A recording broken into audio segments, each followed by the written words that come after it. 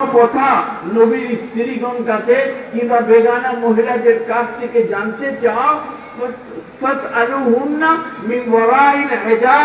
মাঝখানে পর্দা যেন থাকে, ডাইরেক্ট সরাসরি সামনে সামনে কথা বলিও না, সামনে সামনে কোনো কথা বলার অনুমতি নাই। আল্লাহ সাহাবাগণকে বলতে, সাহাবাগণের জন্য সেই আল্লাহ নবীর স্ত্রীরা কি ছিলেন? আল্লাহ নবীর স্ত্রী আমাদের কি হয়? মানা মা আর ছেলে, কিন্তু সেখানে সাহাবাগণকে আল্লাহ পাক নিষেধ করে দিলেন যে দেখো তোমরা এটা করিও না, তোমরা যদি কিছু জানতেও হয় তাহলে তোমরা যাও, কিন্তু পর্দা মাঝখানে থাকতে হবে। ফাসআলুহুন্না মিন ওয়ারাইল হিজাব।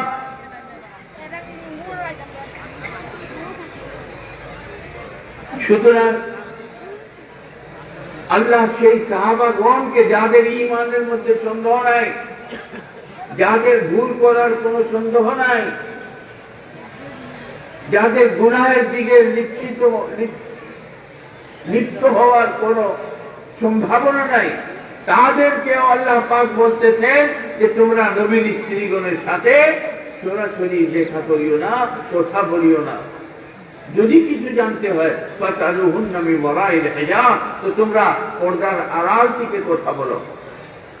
আর তোমার স্ত্রী ডাইরেক্ট সবার সাথে কথা বলতেছে, তুমি কোন আল্লাহর বান্দা, তুমি কোন শরীয়তকে মানতেছ, তুমি কোন পথে আছো? আর তোমার স্ত্রী তোমার চোখের সামনে বেগানা পুরুষের সাথে যে কথা বলে, এটা তোমার লজ্জার ব্যাপার ছিল, দুঃখের বিষয় যে আমাদের নিজেরও শরম শেষ। আমরা এই কথাগুলিকে গুরুত্ব দেই না, যার জন্য আজ বাংলাদেশের মধ্যে অত্যন্ত বেড়ে গেছে এই গুনাহটা, এবং মহিলাদের গুনাহ, মহিলাদের স্বামীর সাথে ধোঁকাবাজি।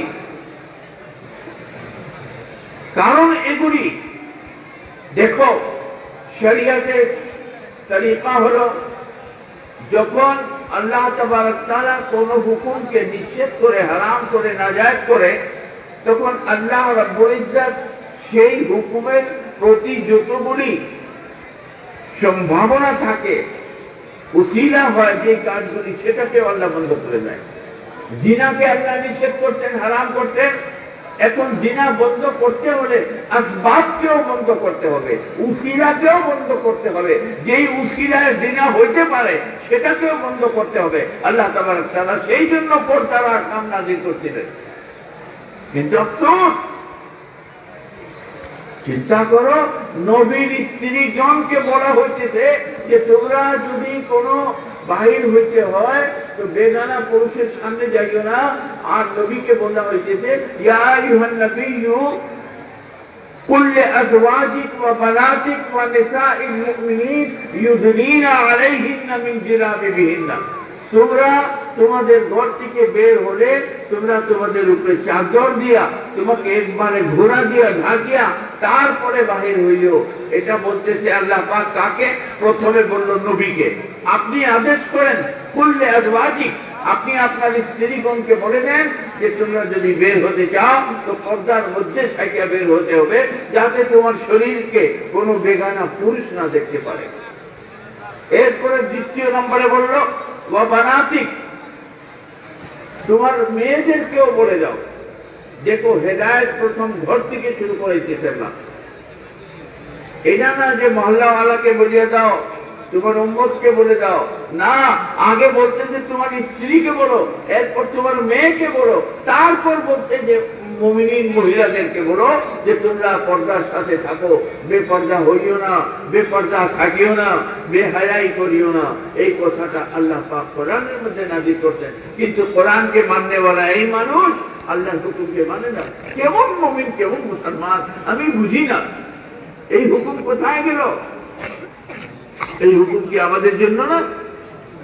মিয়া, আল্লাহর নবীর স্ত্রীরা এইসব জাহান্নামে যাবে।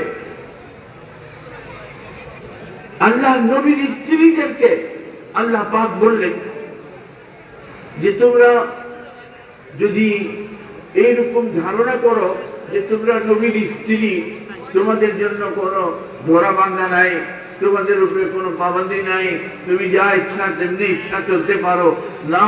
জেনে রাখো, তুমি নবীর স্ত্রী হইলেই যে তুমি কামিয়াব, তুমি নবীর স্ত্রী হইলেই যে তুমি জান্নাতে চলে যাবা, তুমি নবীর স্ত্রী হইলেই যে তুমি ভালো, তা না। আল্লাহ বলতেছেন নবীর স্ত্রীগণকে কোরআনের মধ্যে ডাক দিয়ে আল্লাহ বলতেছেন, ইয়া নিসাআন নবিয়্যি লাস্তুন্না কাআহাদিন মিনান নিসাই ইন ইত্তাকাইতুন্না ফালা তাবদা'না বিল কওল ফায়াতমা'আল্লাযী ফী কলবিহি মারাদুন ওয়া কুল্না কওলান মা'রুফা وقرن في بيوتكن ولا تبرجن تبرج الجاهلية الأولى وأقمنا الصلاة وأطعنا الزكاة وأطعنا الله ورسوله। আল্লাহ পাক নবীর স্ত্রীগণকে বলতেছেন, এই নবীর স্ত্রী না, তোমরা এটা মনে করিও না যে তোমরা নবীর স্ত্রী, তোমাদের জন্য কোনো ধরা নাই, তোমাদেরকে কোনো জিজ্ঞাসা করা হবে না। তুমি নবীর স্ত্রী হইলেই যে তুমি খুব ভালো হয়ে গেছ, তুমি খুব পাক, তুমি পবিত্র। পবিত্র তুমি না যেই পর্যন্ত তুমি মুত্তাকি না হও। তোমাকেও তাকওয়াওয়ালা হতে হবে, আল্লাহকে ভয় করনেওয়ালা হতে হবে, আল্লাহর হুকুম বিধানকে মাননেওয়ালা হতে হবে। তাহলে তুমি মুত্তাকি পরেজগার হবার পরে তোমার নবীর স্ত্রী হবার ফায়দা পাবো। আর না হলে তোমরা সেই সাধারণ মহিলার মতো। আল্লাহ নবীর স্ত্রীগণকে বলা হয়েছে যে তোমরা সেইভাবে। আবার বললেন আল্লাহ পাক, শুনো,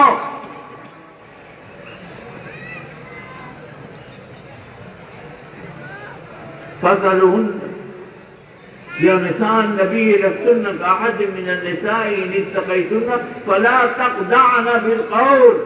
দেখো আমাদের শরীয়ত, আমাদের দ্বীন কত কঠোর ভাবে আমাদেরকে সুন্দর মতো বুঝিয়েছে এবং কারণগুলিকে বন্ধ করার চেষ্টা করতেছে।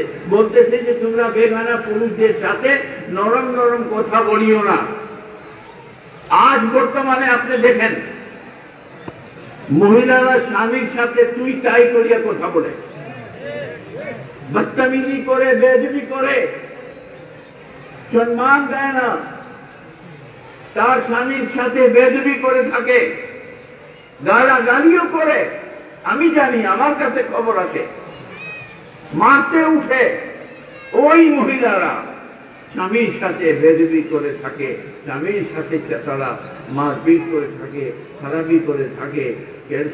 আর অন্যর সাথে যখন কথা বলবে তখন এত মিষ্টি ভাষা, এত মিষ্টি ভাষা যে তার কোনো তুলনায় নাই।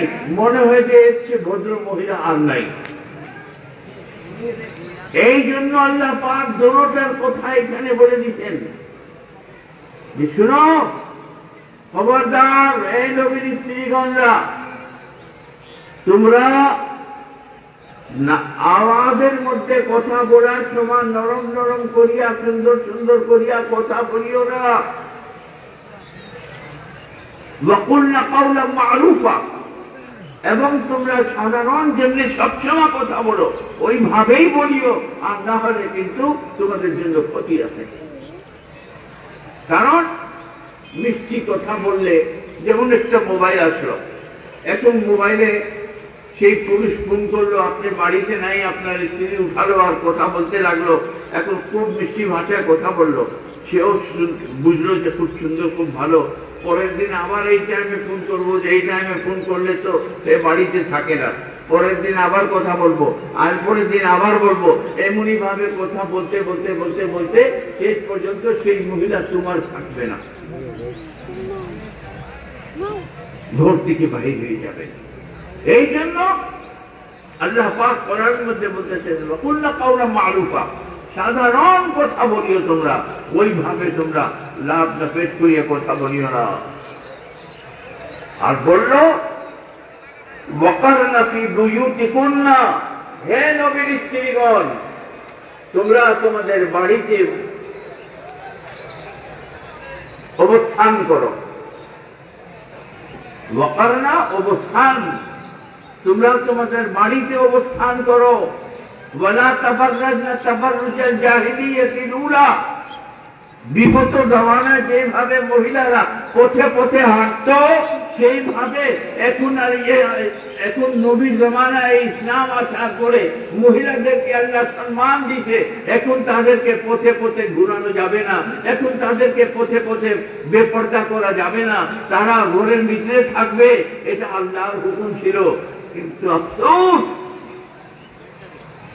যে আমাদের মহিলারা বরবাদ হয়ে যাচ্ছে, জাহান্নামের দিকে চলে যাচ্ছে, তাদেরকে হুঁশ নাই। আর তাদের সাথে সাথে তাদের স্বামীরাও এই সব দিকে নজর রাখে না, খেয়াল করে না, পাবন্দি করে না, তাকিদ করে না, তালকিন করে না। সেই জন্য তারা গুমরাহের দিকে যাইতেছে। ওরা তো জাহান্নামে যাবে যাবে, তোমাদেরকেও সে সাথে সাথে যাইতে হবে। এই জন্য আমি বলতেছি, সাবধান হয়ে যাও। আল্লাহ পাক তোমাকে ঘরের সুন্দরতার জন্য পয়দা করছে। তুমি ঘরের সুন্দরতা, তুমি ঘরের জিনাত। আপনি দেখবেন যে ঘরে মহিলা নাই, সেই ঘরে মহিলা যে ঘরে থাকবে না, সেই ঘরের মধ্যে সুন্দরতা নাই, জিনাত নাই, শান্তি নাই, সুকুন নাই, কিছুই ভালো লাগে না। তো মহিলা হলো ঘরের একটা ফুল, একটা সুন্দরতা। কিন্তু সেই মহিলারা নিজকে বরবাদ করতে চায়। বাজারে ঘুরলে ঘুরলে কোনো ফায়দা হবে না, জাহান্নাম ছাড়া তোমার কত। মনে রাখবা, মহিলা যখন পুরুষদের সামনে আসে, হাদিস শরীফে আল্লাহ নবী বলতেন, ইদা খারাজাতিল মারাতু ইস্তাসরাফাহাত শাইতান। যখন কোন মহিলা ঘর থেকে বের হয়, তখন শয়তান তার পিছনে লেগে যায়, তার দ্বারায় অন্য অন্য মুমিন মুসলমানকে বরবাদ করতে চেষ্টা করে। সুতরাং এই মহিলাদের ব্যাপারে আপনাদেরকে সতর্ক হতে হবে। আমার মাহফিলের সময়, মাহফিলের রাত্রে হোক, দিনে হোক, মাহফিলের সময় হোক, যদি কোনো মহিলা আসে তো কঠোর ব্যবস্থা নেওয়া হবে। আমি ছাড়ব না, সেটার জন্য যা করতে হয় আমি করব। এই জন্য আপনারা আপনাদের মেয়েদেরকে, মহিলাদেরকে সাবধান করে দিবেন। মাহফিলের দিন বের হবে না, মাহফিলের দিন মাহফিলের আশেপাশে আসবে না। আমি এটা কোনোভাবে সহ্য করতে পারবে না।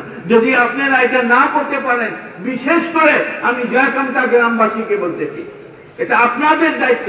এত বিশাল ইন্তজাম করেন, লক্ষ লক্ষ টাকা আপনারা খরচ করেন, কোনো অভাব নাই। আলহামদুলিল্লাহ, আপনাদেরকে খিদমত করা, মেহনত করা, কষ্ট করা, দান করা, সবকিছু আপনারা দিতেছেন। কিন্তু একটা জিনিসের কারণে আপনাদের সবকিছু বরবাদ হয়ে যাবে। আমার খানকার পাশে মহিলা আসে না, আলহামদুলিল্লাহ। ঘরে তো যাওয়া দূরের কথা। কোনদিন আপনারা দেখেন আমার ঘরে কোন মহিলা গেছে? কেউ দেখেন? আমি এটাকে ঘৃণা করি, আমি এটাকে পছন্দ করি না। কিন্তু কেন তোমরা তোমাদের পরিবেশকে নষ্ট করতেছ? সেই জন্য জয়কান্তা গ্রামবাসী, তোমাদেরকে আমি বলতেছি, তোমরা সতর্ক হয়ে যাও। আগামী বছর যদি আল্লাহ আমার হায়াত রাখে, আমি তোমাদেরকে এখন ওসিয়ত করে যাচ্ছি, না থাকলেও এটা আমার ওসিয়ত, যে এই মাহফিলের আশেপাশে যেন কোনো মহিলা না আসতে পারে। চিন্তা করো কত বড় বেহায়াই। হযরতে ফাতেমা রাদিয়াল্লাহু তাআলা আনহার মৃত্যুর সময় যখন ঘনেই আসলো, উনি মনে করলেন যে আর বেশি দিন বাঁচবো না। তো উনি একটা ওসিয়ত করলেন। কি ওসিয়ত করলেন? ওসিয়ত করলেন যে শুনো, আমি যদি দিনে মারা যাই, আমার জানাজা দিনে বাহির করিও না, রাত্রে বাহির করিও। সবাই জিজ্ঞাসা করলো কেন? দিনে বাহির করলে অসুবিধা কি? এই জন্য যে আমি চাই না দিনে বাহির করবো, আলো থাকবে, সবাই দেখে যাবে, বুঝে যাবে যে ফাতেমা পাতলা ছিল না মোটা ছিল, লম্বা ছিল না খাটো ছিল। আমি চাই আমার হাইট, আমার ফ্যাট, আমার সাইজটাও যেন কেউ না জানতে পারে। এই জন্য আমাকে রাত্রেবেলা কবরে নিয়ে যাইও। হযরতে ফাতেমার কথা, তুমি তোমার জিন্দা স্ত্রীকে পথে না চাইতেছ। হযরতে রাবিয়া আদমি একজন বহুত বড় ওলিয়া ছিলেন। উনার যাইতেছেন, তখন একটা পুরুষ উনার পিছনে পিছনে লাগছে। বাড়ির কাছে গিয়ে ঘুরে দেখলেন এখনো সেই পুরুষটা আছে। জিজ্ঞাসা করলেন, কি ব্যাপার, কেন তুমি আমার পিছনে কেন আছো? ওই আমি আপনাকে খুব পছন্দ লাগছে, ভালো লাগছে, আমি আপনাকে ভালোবাসি। তুমি আমার কি দেখছো? কারণ উনি অত্যন্ত পর্দাশীল, চতুর্পাশে দিয়ে ঢাকা, তারপরেও তুমি আমার কি দেখলা যে আমারে পছন্দ করলা? কোন কারণে আমাকে ভালোবাসলা একটু বলো তো। তখন সেই লোকটা বলল, আপনার চোখ দেখে আমি আপনার পাগল হয়ে গেলাম, চোখটা আমাকে খুব ভালো লাগছে। তাই নাকি? আচ্ছা দাঁড়াও। ওরা বাইরের একটা ঘরের ভিতরে গেছে, একটা ফ্রিজ আনছে, একটা ছুরি আনছে, দোনোটা চাকু আইনা, চাকু দিয়া দোনোটা চোখ বাহির করিয়া ফ্রিজের মধ্যে রাখিয়া খাদিমাকে বললো, তার কামের বেটিকে বললো যে বাইরে একটা লোক দাঁড়াই রয়েছে, তাকে আমার এই চোখগুলি নিয়ে দিয়ে দাও, বলে দিবা যে যেই চোখের উপরে বেগানা পুরুষের নজর পড়ে থাকে সেই চোখ দিয়া আমি আমার আল্লাহর দিদার করতে পারবো না। আল্লাহু আকবার। নিয়ে যাও, এই চোখটা দিয়ে দাও। যেই চোখের উপরে বেগানা পুরুষের নজর পড়ছে ওই চোখটা আমি আল্লাহর সামনে নিয়ে যাব না, ওই চোখটা দিয়ে আমি আমার আল্লাহর দিদার করবো না। সরাই দাও, এই চোখ সরাই দাও। কিছুক্ষণ পরে সে শহীদ হয়ে গেল, মারা গেল। তবে রামাজান ইসলাম তোমাকে বুঝতে হবে, সমস্ত হুকুমের সাথে সাথে এই হুকুমটাও তোমাকে মানতে হবে। তোমরা যদি এটার প্রতি অ্যাকশন না নাও তো বরবাদি ছাড়া আর আমাদের কিছুই থাকবে না। সেই জন্য আমি বলবো, ছোট বাচ্চা থাকলে ঠিক আছে, কিন্তু বড় মহিলা যেন আমাদের এখানে না আসে, আমি এটা চাই। তোমরা পারলে, যদি বলো যে না আমরা পারবো না, তাহলে মার্কেট বন্ধ করে দাও। পারবো ইনশাআল্লাহ, পারবো ইনশাআল্লাহ। আগামীতে এই মাহফিলের আশেপাশে কোন মহিলা আসবে ইনশাআল্লাহ, এটা ওয়াদা তোমরা করছো। আমি আল্লাহর কাছে বলবো যে আল্লাহ, আমি তোমার হুকুম তাদের কাছে পৌঁছেই দিয়েছিলাম এবং ওয়াদাও করেছিলাম, তারা মানে নাই, এতে আমার দোষ নাই। হেদায়েত তো আপনি দিবেন, আপনি যদি হিদায়েত দেন তাহলে দিবেন, আমার করার কিছু নাই। রাজান ইসলাম, মনে রাখো যে তোমার স্ত্রীকে তোমার আন্ডারে থাকতে হবে। সেই জন্য সেই স্ত্রীরা, যেই স্ত্রী তোমার সাথে 70 বছর, 40 বছর, 50 বছর থাকে, সে ঠিক হলো না, বুঝা গেল তোমার মধ্যেই গুণ নাই। তোমার মধ্যে যদি গুণ হতো তো নিশ্চয়ই সে গুণটা ট্রান্সফার হতো, ওই দিকেও যাইত। আমার দেশে তেল বানায়, এক সময়ে জৌনপুর তেলের জন্য খুব বিখ্যাত ছিল। আমিও দেখছি বিভিন্ন ফুলের তৈল তৈরি করা হয়, গোলাপটা তৈল, গোলাপের তৈল, বেলা ফুলের তৈল, অমুক ফুলের তৈল। তো ওই তৈলটা কি গোলাপ ফুল দিয়া তেল বাহির করে? না, গোলাপ ফুলে তো কোনো তেল নাই।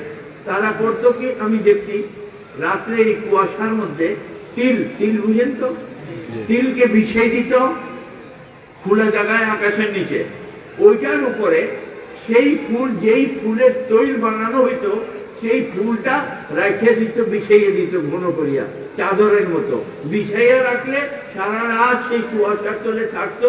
সকালে ফুল বাঁচিয়ে হারাই দিয়া এরপরে সেই তিলটাকে পিছাইলে সেই তেলের মধ্যে দিয়া, সেই তিলের মধ্যে দিয়া বেলা ফুলের গন্ধ আসতো। তখন সেই তেলের নাম হয়ে গেল বেলার তৈল। আসলে কিসের তৈল? তিলের, তিলের তৈল। কিন্তু এক রাত্র বেলার তলে থাকার পরে তিলের নাম পর্যন্ত পরিবর্তন হয়ে গেল, সে তিল থেকে গোলাপ হয়ে গেল, বেলা হয়ে গেল। আর তুমি কেমন পুরুষ, তোমার মধ্যে কোনো জ্ঞান নাই, 70-80 বছর পর্যন্ত লইয়া বসবাস করো, আর তোমার জ্ঞান ওর মধ্যে ঢুকে না কেন? নিশ্চয়ই তোমার মধ্যে জ্ঞান নাই।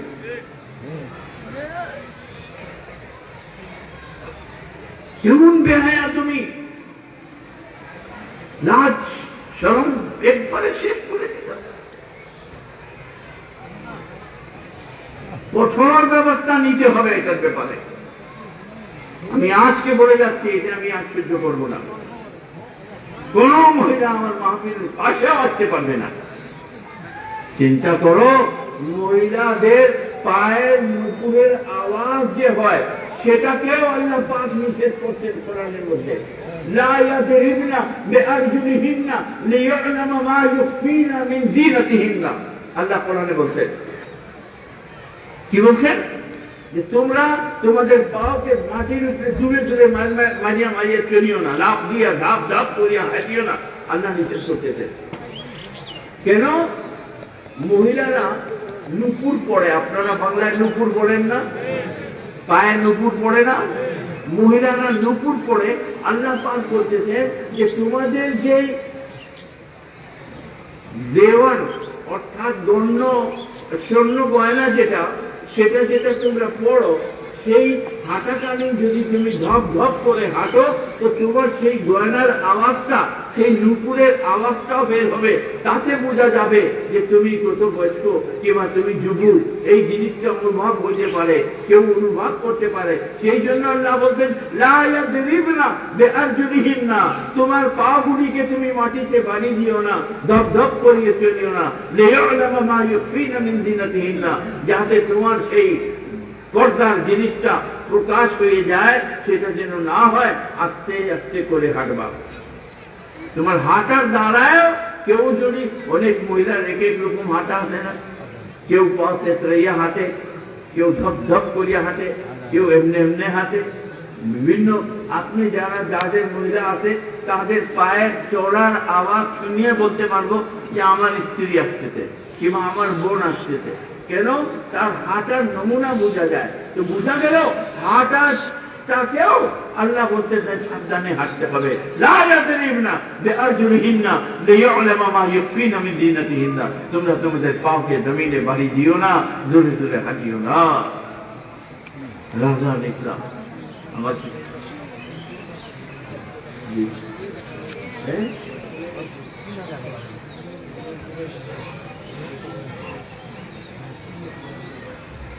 আলহামদুলিল্লাহ। যুবক বাচ্চাদেরকে আমি মোবারকবাদ জানাই। তোমাদের মেহনত কিংবা তোমাদের সতর্কতার কারণে আলহামদুলিল্লাহ এখন কোন একটা মহিলাও আমাদের আশেপাশে নাই, যে আসলে দেখতেছি শুনতেছি। আমি তো দেখতে পারতেছি না, শুনতেছি। ইনশাআল্লাহ তোমরা গেছো, অ্যাকশন নিছ, এমনই ভাবে তোমরা আগে নিতে পারো না। এই জিনিসটা আগে করলে আর কিছু হয় না। ভবিষ্যতে এটা আরো সতর্ক থাকবা। এইদিকে তোমাদেরকে একটা কড়াকড়ি পাঁধা দিতে হবে, আর রাস্তার উপরে ওটা খেয়াল রাখতে হবে ইনশাআল্লাহ তাআলা। ইমরান আলাইহিস সালাম, আসলে আমার শরীর আজকে খুব খারাপ ছিল, আমি কথা বলার কোনো নিয়ত ছিল না। আমি মনে করছিলাম একে দিয়া, বড় হযরতকে দিয়ে কিছু কথা বলেই আমি দোয়া করব, কিন্তু আল্লাহর হুকুমের খেলাফ কিছু দেখলে না বললে আমি মনে মনে চিন্তা করলাম, আল্লাহর কাছে বললাম, আল্লাহ আপনার হুকুম যদি আমি একটু মানুষের কাছে না পৌঁছাই, তাহলে আমি হককে আদা করলাম না। আল্লাহ আমার কাছে বলবে তুমি জানছো, তারপরে তুমি অ্যাকশন নাও নাই, তুমি মানুষকে বুঝাও নাই। আমার কাজ ছিল বুঝিয়ে দেওয়া, আমি বুঝিয়ে দিচ্ছি। আমল করা আপনার কাজ, আপনাকে করতে হবে।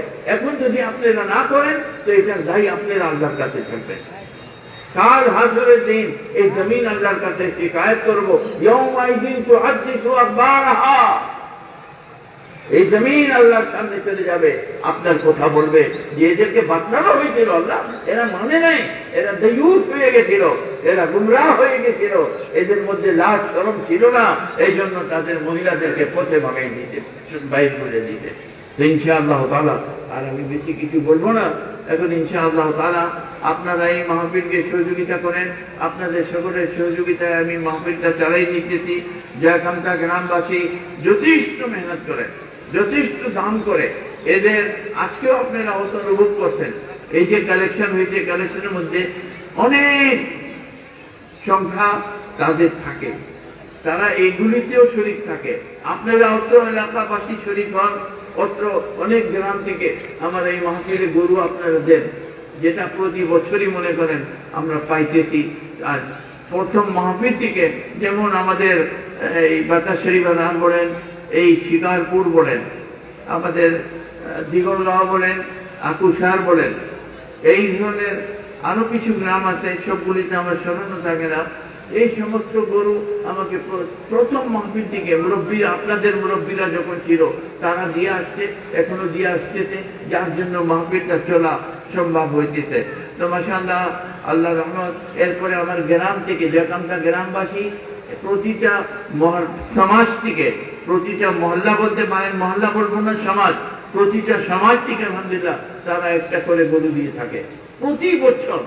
মাহফিল কায়েম হয়েছে পর থেকে প্রতি বছর প্রতি সমাজ থেকে 5টা সমাজের 5টা গরু তারা দেয়। তো যেহেতু 5টা গ্রামের প্রতিটা সমাজের আলাদা আলাদা থাকে, সেই বড় থাকে না, কিন্তু দেখার মতো থাকে, এবং 5ও সমাজেরটা থাকে। তো ইনশাআল্লাহ তাদের এই সমস্ত সহযোগিতা তারা করে থাকে। পাশাপাশি আপনারা যখন আমাদেরকে একটু সহযোগিতা করেন, তখন আমাদের পরিবেশ, আমাদের মাহফিল উন্নত মানের মাহফিল হয়ে যায় ইনশাআল্লাহ। আপনারা এমনই ভাবে ইনশাআল্লাহ তারা সবাই এই মাহফিলের জন্য শরীক থাকবেন না ইনশাআল্লাহ? সব সময় এই মাহফিলে আমি যদি নাও থাকি, আপনাদের কাছে আমার দাবি থাকবে ইনশাআল্লাহ তারা সবাই আমার মাহফিলে সবসময় আসবেন ইনশাআল্লাহ। আসবেন? আলহামদুলিল্লাহ। কারা কারা আসবেন দেখি ইনশাআল্লাহ। প্রতি বছর শরীক হবেন ইনশাআল্লাহ তারা। আর ইনশাআল্লাহ এখন আমরা একটু জিকির করবো, এরপরে সবা মুক্তাসর জিকির করি, শরীর ভালো লাগতেছে না।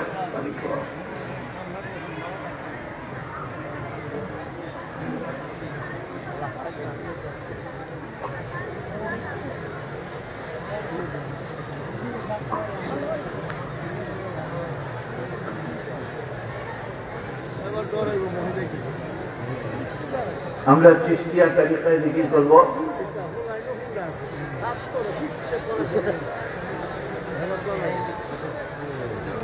আমাদের মাদ্রাসার সর্বমোট কি আয় হলো, কি ব্যয় হলো, আমরা সারা বছরে আপনাদের কাছ থেকে, এলাকাবাসী থেকে, আমার গ্রাম থেকে, আমাদের মুহিব্বিন আশিকিন থেকে, কিংবা আমাদের কমিটির পক্ষ থেকে আমরা কি পেলাম আর কত টাকা খরচ করলাম, এটাও আপনাদের জানার দরকার আছে।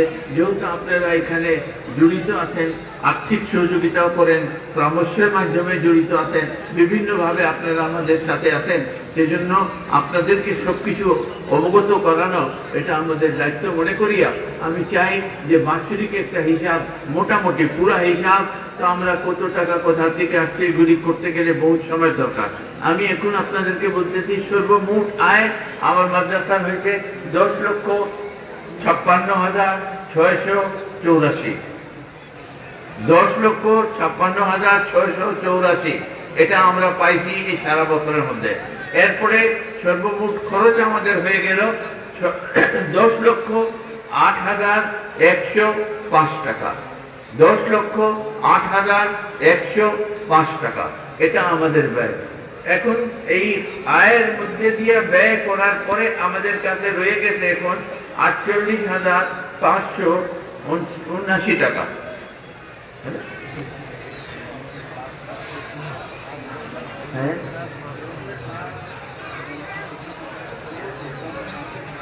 হ্যাঁ, ইনশাআল্লাহ এই বছর আমরা ক্লাসকে বাড়াইতেছি, শিক্ষিকা বাড়াইতেছি, শিক্ষক বাড়াইতেছি, সুতরাং আমাদের খরচটা আরো বাড়বে।